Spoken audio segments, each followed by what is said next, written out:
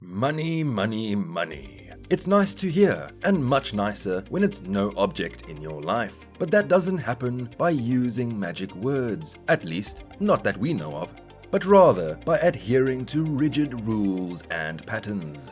What do you believe the laws of money to be? Is it simple to create money? Do wealthy individuals simply acquire wealth very easily?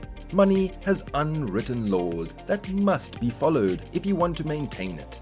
According to a proverb, money has wings, and it can take off at any time if it is not properly restrained by the regulations that the wealthy adhere to. Welcome to Good Lucks, the channel created to inspire you to grow your mindset, make general life breakthroughs, and see what personal success can bring. When you look at the top billionaires and entrepreneurs, you will notice that they have principles when spending or producing money. And these rules keep them in check and in place. It also keeps them wealthy and keeps them in the top 1% of the world. In this video, we will show you the 10 most essential money rules that the wealthiest people in the world follow so that you can strive to be like them in the future if you so desire. Before we go any further though, subscribe to our channel so you never miss out on our daily dose of financial and general life knowledge. Without further ado, let's dive right in. Earn more money than you spend. This may seem obvious, yet financially illiterate people do not do it. We are not taught to do this in school, and we believe that we will always have enough money. People are terrible at managing their money. This may be controversial, but the credit system has duped people into believing that borrowing money to buy simple products is acceptable, and everyone will always want a brand new thing. It all boils down to not overspending and writing checks your mouth cannot cash. Simply spend less and generate several streams of income if you want to make more money than you spend. Having part-time work frees up your time to pursue other avenues of income. Separate time and money. There is something about money that the working class does not quite grasp. It's no surprise that this is one of the money principles I never learned as a kid. Heck, I doubt the middle class even understands it.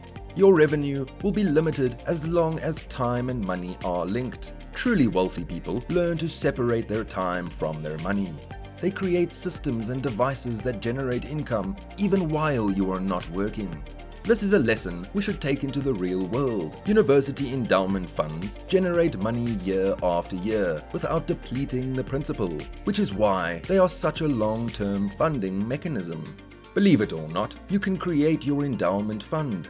People who accumulate large sums of money can live off the interest for the rest of their life. This is the separation of time and money. Invest in financial markets. Investing your money in money can help you make a lot of money. Warren Buffett did it and became a billionaire as a result. He used the money to produce more money because he realized that money likes to be in the company of other money to rise in value. Money invested in the appropriate area will multiply and grow in value. It is truly passive income because you do not have to actively manage your investments. Simply leave them alone for a long period of time to accumulate.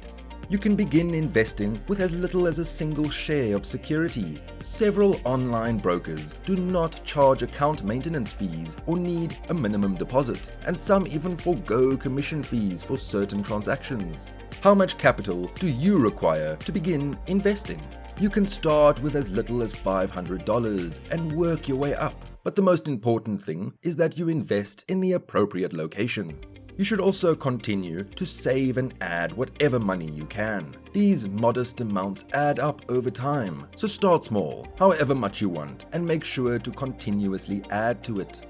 Life is a team sport. Choose your team carefully. Money attracts money, but what I mean is simple. For instance, long before they were wealthy, the self-made wealthy made a deliberate, conscious effort to form ties with people who resembled them, other wealthy and successful people. The average person chooses their friends, boss, spouse, or significant other unconsciously. They unwittingly seek out people with whom they feel at ease and then surround themselves with those same people. Their affiliations all share similar behaviors, mental outlooks, work ethics, and many other characteristics. The proverb, "birds of a feather flock together," applies here. and it's all happening unconsciously for the typical person. But there's no need to rush into relationships that would drag you down in life. You can select the partnership that will help you grow. You can choose to be wealthy by whom you associate yourself with. Maintain a budget and a financial strategy. To get your money in order, you must be aware of what is coming in and what is going out every month. You do not have to keep track down to the cent, but you do need to have a good general concept. A good personal financial budget decides how you take your income and pay your living, debt, and costs while still leaving some funds for long-term savings. Your monthly mortgage or rent, property taxes, homeowner or condo association fees, property insurance, car insurance, and health insurance are all examples. This is entirely dependent on your income, thus I will not provide figures. The goal is to approach your money as if it were a soldier with a mission. Each dollar you will earn will pay for a soldier to be deployed. A smart personal financial budget or plan decides how to take your salary and meet your living debt and pleasure expenses while still leaving some funds for long-term savings. It doesn't matter how much money you make, it's how much money you keep. In this day and age, far too many people live paycheck to paycheck or are unable of dealing with a minor financial crisis. You must have a contingency fund in place to prepare for the worst case situation. Put that money away first if the first thing you do each month is to set aside money for savings, investments, and retirement, which you will never forget. Investing in your future is crucial. You'll only start saving money when you develop good money habits and prioritize your future requirements over your current desires. With a simple technique, you may break the cycle of living paycheck to paycheck. Create a zero-based budget for before the month begins. A budget is all about being deliberate. It assists you in developing a plan so that you can see where your money is going and how much you have to save each month. When you create a zero-based budget, you name each dollar and assign it a task before you save or spend it. Remember, it doesn't matter how much money you make. What counts is how much you spend and conserve it. Assets put money in your pocket. Liabilities take money from your pocket. Assets raise your value and personal equity, whereas liabilities lower your value and equity.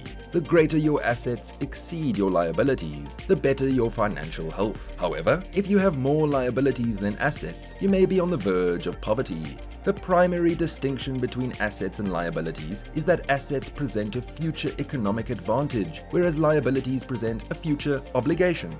A high asset to liability ratio is an indicator of a successful person, since it implies a higher level of liquidity. A personal principal asset could be his or her home. A mortgage is a burden that offsets this. The difference between the house asset and the mortgage represents the owner's equity in the house. Exercise a great level of patience and delay gratifications. It has been studied and proven that people who delay pleasure feel greater gratification in the long run. I know the vacation to Mexico sounds nice, but if it's going to cost you 3 months, you should save up till you can afford it right immediately. It is beneficial to strike a balance between immediate enjoyment and long-term contentment. Spend some money on things you genuinely want for short-term gratification and save the rest for long-term aspirations. There may be negative effects if you continue to refrain from spending on things you genuinely want. You may feel depressed and inferior to others, and if this gets to you, you may lose control and go overboard on spending, entirely disregarding long-term goals. The net income, or the amount of money left over after deducting your expenses from your income, is an important component of your budget. You can utilize any extra money for pleasure and entertainment, but only up to a specific amount. You can't go crazy with this money, guys, especially since it's not much and must last the entire month. Before making any major purchases, ensure that they will not conflict with anything else you have planned. The more you learn, the more you earn. Wealth does not make you a good or terrible person. It transforms you into a larger version of yourself. Those with bad attitudes will show who they truly are, whereas those who are generous become wealthy and generous. Money magnifies your potential to be kind if you are filled with goodness and kindness. Your attitude towards money is determined by your beliefs about it. If you believe, even unconsciously, that having money makes you nasty, greedy, or unspiritual, it's not surprising that you'll be poor. If you believe that you are a nice person and that money can both provide you with a pleasant life and magnify your kindness, you will most likely begin to accumulate some. It's one of the most crucial financial rules I've ever learned. This mindset transition is difficult for individuals who were reared in poverty. It's difficult to undo all of your financial programs from the past. But it is possible. Read financial books. Spend time with affluent people you admire, whether in person or online. Try to figure out where your money beliefs come from. Ask yourself why you have them and if they are useful to you, and begin to alter them. Avoid bad debt. If you have a mountain of debt hanging over your head and are living on a minimum salary, acquiring a home is not a good idea. Taking out a loan for a new car or maxing out your credit cards would also be counterproductive. For someone who is struggling financially, a brand new car is not necessary. Taking on credit card debt is likewise a terrible idea because of the hefty interest rates. Avoid this if at all possible. It may seem counterintuitive, but saving for an emergency fund is an important part of staying out of debt. Experts advise saving 3 to 6 months' worth of essential expenses or more if your work is seasonal, freelance, or unpredictable as a safety net in case you lose your job. An emergency fund can also be used to cover unforeseen expenses that would otherwise be charged to your credit card. If your automobile requires urgent repairs or you require dental work, for example, use your emergency fund to cover the costs and replenish that money as soon as possible. That way, you won't find yourself unexpectedly saddled with credit card debt that will take you years to pay off. And that's it for this video. Thank you for sticking with us until this point, and for those who are still with us till now, here's a bonus point for your loyalty, which can be even more advantageous for you all. Learn how to use debt to your advantage. There are several actions you can take to position your finances to begin employing good debt to produce wealth. For one thing, servicing several debts is almost certainly costing you far more in interest and fees than you need to be paying. It can frequently be advantageous to increase your mortgage and utilize that extra income to pay off other inefficient bad debt, such as credit card balances and personal loans. Your mortgage payments will remain the same, but you will use the reduced interest rate to pay down higher interest debt. After you've reduced your bad debt, it's time to start generating some good debt. This is known as gearing. Gearing can help you develop wealth if you invest properly and your assets appreciate, since the income and the capital growth from the investment pays off the debt and surpasses the cost of servicing that loan. Property or stock is frequently a suitable approach in this situation. You can raise the additional funds by borrowing against your home's equity, taking out a margin loan, or investing in a managed share fund.